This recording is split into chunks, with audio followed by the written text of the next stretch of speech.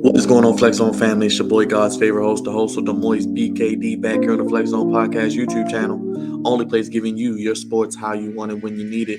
And I'm back again with another video here today for your Thursday afternoons, wherever you may be. Thank you for joining me here on the channel. Do me a favor, cost you nothing. It's free. Join the family, baby. Hit that subscribe button. Hit that bell for all notifications and hit that like button. Hit that thumbs up. Tell us we're doing a good job. Helps out the channel tremendously and helps us get noticed. Which I said, cost you nothing. In this world of everything going up, the Flex Zone remains free. 99. And we're right on time with another video here today talking about the Washington Nationals and are they the new Baltimore Orioles? And we did this topic on Monday for our Goofy of the Week. Shout out to my good brother Cavante, DC native, a Nationals fan. And I brought up the question after Juan Soto rejected a $440 million contract, 15-year deal. I brought it up. Two teams aren't too far geographically apart. And I said, are the Washington Nationals the new Baltimore Orioles? Let's talk about it here on the Flex Zone Podcast. Again, thank you for joining me. Follow us at the Flex Zone 1, social media on Instagram, Twitter, and now on TikTok at the Flex Zone Podcast. Again, only place giving you your sports how you want it when you need it. Now, the Nationals are currently going into the second half of the season, which starts today. The Nationals are the worst team in Major League Baseball by record-wise. And that is not good because the Major League Baseball draft isn't based on worst record anymore. There will now be, thanks to the new collective bargaining agreement, CBA, a draft lottery system in place. What this means is just because you have the worst record doesn't mean you get the number one pick. You may have a higher percentage of chances, much like we see in the NBA with the ping pong balls. Your probability of getting the number one pick is higher than everyone else's, but it does not guarantee, and more times than not, you don't get the number one pick. Juan Soto is just 23 years of age. He will be turning 24 this October. He still has 2 more years on his current deal. He will be 26 when he's a free agent. It appears he's looking for 500 plus million a year. He would have already had the highest contract in Major League Baseball history, I think only behind Mike Trout, if he would have signed the 15-year deal, $440 million deal. Now, 15 years is a long time, but we know baseball player contracts are 8, 10, 12 years, and 15 seems like where they were going with this one. It looks like he wants to just shut up and play baseball, but you got to tell me he must be wanting even more money if he's going to turn down $440 million. Yes, the Nationals aren't doing very well right now on the baseball field. Their roster is pretty thin. I'll go over the roster in a second, but it's pretty thin, honestly. It's not much to it. But when it looks like you have the player of the caliber of Juan Soto, we know the Nationals, they let Bryce Harper walk. They win a World Series the next year. Mad Max, he's gone. Rendon, he's gone. Trey Turner, they trade him away.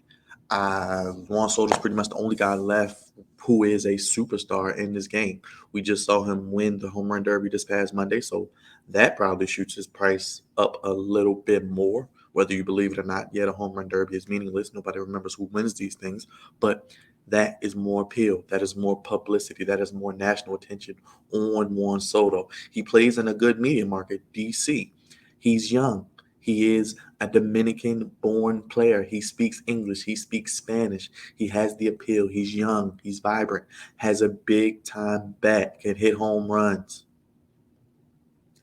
Has World Series winning capabilities in history, fortitude. He's going to get more national endorsements. He's going to get more national deals. He's going to be seen on more of a public platform. And I know the endorsements don't have anything to do with the contract, but don't you think he wants to make that big money contract? He wants to break the literal bank in DC, the literal revenue storage, the reserve. He wants to break that open. He wants $500+ million. Would I give it to him? Probably not. That's a lot of damn money for one player. I'm not going to lie. And Nationals are expecting new ownership going into next season after this year. So I don't know if he wants to play under that ownership. Is he playing a wait and see approach? Is he going to play out these next 2 years where he just looks at it and says, hey, I'm going to make the money I get with the Nationals. I'm going to take my endorsements. I'm going to get my publicity off the field as I've been doing, and will continue to get with winning the home run derby, winning and being in the All-Star game, not winning National League loss, but being in the All-Star game, being an All-Star for the foreseeable next decade plus in the major leagues, playing at a high level? Is he just going to play it out and say, hey, let's see how this ownership does. Let's see what they put around me to try to win. Let's see what they do to me to try to help me get back to being in the playoff contention, winning World Series championships. And does he, in 2 years when he's 26, get that $500+ million deal? Because if he signs, what, a 15-year deal at 26, he's still going to be able to play out that contract, most of it damn near before he's 40. And we've seen baseball players play into their mid to late 30s at a decent level. I mean, look, Albert Pujols and Miguel Cabrera are over 40 in the All-Star game. Yeah, that's kind of a token thing, but those two gentlemen are Hall of Famers, and they're playing at a high level. And Juan Soto looks like he takes care of his body and looks like he's going to be around for a long time. Whether it's DC, I don't know. Do they trade him by August 2nd? I don't think they get the haul they want. He is basically like a Kevin Durant type caliber player in baseball, honestly. He's one of the best 5 players in baseball, if you want to ask my opinion. 5 to 7 best players in baseball at his position, especially when it comes to guys hitting the ball, not necessarily pitchers, but he's probably one of the top 10 for sure, but he's probably in that 5 to 7 range. And if you're telling me he's going to be 26 when he gets a new contract, teams like the Yankees, the Dodgers,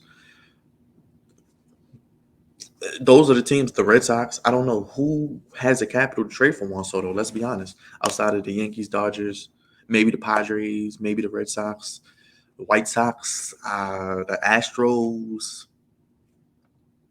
Let me know in the comments who could trade for Juan Soto and who's going to give the haul back that the Nationals want and need. Now, if you ask the scouts, the people that know, they are 26th out of 30 teams when it comes to farm system. So their future doesn't look too bright when it comes to young talent coming in to be impact players for them in the future besides Juan Soto. So 26 ranked farm system. You had a top 10 pick this past draft. I think they made a good selection, but let's be honest. They need more young talent. They need more guys who are ready to come up in the minor leagues and contribute to this major league team within the next 1 to 2 years to make them competitive in the NL East, which is a winnable division. They don't play in the AL East like the Orioles, which is a tough division. And the Orioles have played. Oh, they're struggling. They've rebuilt, but they're at 500 going into the second half of the season, and their future looks brighter than anybody's in baseball, just as bright as anybody's in baseball with the farm system they have and some of the young players they have at their disposal as well. Now, when you look at this team, as I said, 26 ranked farm system, new ownership coming in. When I look at some of the players, and when we look at the pitchers, Tyler Clippard's still there, Patrick Corbin is still there. They got my boy Gio Gonzalez, he's still there. Wonder if he'll be traded, possibly even going into this possible trade deadline. You got Josh Bell, Alcides Escobar, Franco, Michael Franco. You have Luis Garcia, Cesar Hernandez. Not anybody that's really knocking your socks off consistently, honestly. Victor Robles, of course, Juan Soto, as I mentioned. Nelson Cruz, who's not getting any younger, either at DH, but not a lot of competitive talent. Steven Strasburg is what, hurt again? Is he hurt again? Just I think he's hurt again, right? Yeah, he's still hurt. I think he's still banged up. So uh yeah, he missed the first 2 months of the regular season, returned on June 9th, and yeah, they're saying he's pretty much a hurt guy. He's at a point now where he's going to be banged up. It's tough because Steven Strasburg was an amazing pitcher. We talked about one of the best prospects in baseball history. But anyway, Juan Soto is basically a lone wolf. He's a lone ranger. He's the one superstar they have. And he didn't want to sign for 15 years, $440 million. I don't think the years or the money. I don't think the years was the problem. I think it was the money. I think he wants $500 million. If they would have gave him 15 years, $500 million. If you're going to give somebody $444 million, if you're going to, if you're going to offer somebody 15 years, 15 years at $440 million, 29 a year, I'm sure you're going to give them what, 15 years at 500 million. So instead of making 29 million annually, he'll make 33 million dollars annually. Do they give him 520 million dollars over 15 years?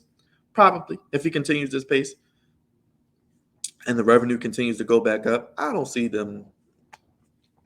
If the ownership really wants to spend money and win and have a superstar and a guy that brings and puts butts in the seats and sells tickets and moves merchandise, I don't see them having a problem going with a $500 to $520 million a year deal over the next 15 years for Juan Soto, maybe a no trade clause thrown in there for his security, and a situation where he can approve any trade or any movement for his well being and his family. So, hey, we'll see what happens. But the reason I brought this question up because the Orioles now are starting to trend upward and the Nationals are starting to trend downward. And the future of the Nationals doesn't look as bright as the future of the Orioles. The Orioles have the big TV deal with Masson. We know it was a dispute in court with that, with the Orioles reportedly getting more publicity, more nationally syndicated, and more attention on their side. The Nationals fought for that on Masson.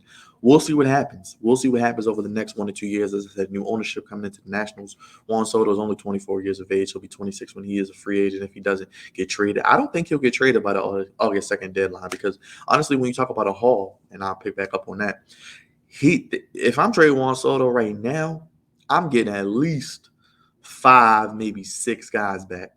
And out of those 5 guys, 4 of them got to be top 10 prospects, and probably 4 of them top 5. 4 out of your top 5 prospects, another top 10, and maybe another guy that can come and play right now. So you're giving me 4 out of your top 5 prospects, another top 10 guy, and then maybe a guy or another guy, 1 or 2 guys that can play right now. And you can get Juan Soto. Possibly, I'll pick up the phone and maybe respond to text messages or emails.